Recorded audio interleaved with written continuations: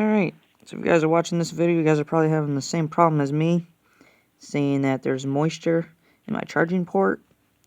So what you're going to want to do is get rubbing alcohol. I have the 91%.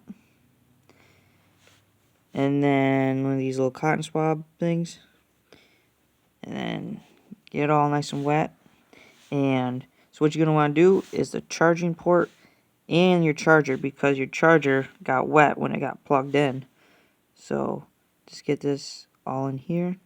And why rubbing alcohol is because it evaporates crazy fast. And I'm also using the 91%. So get that all in there. Make sure so it soaks up all that water and evaporates it fast.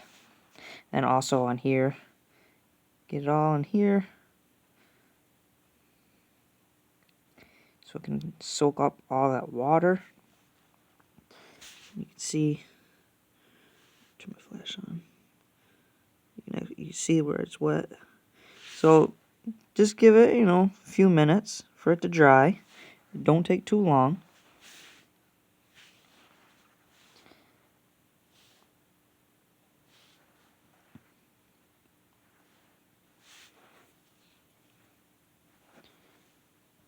And you just wait a minute and just see if it goes away.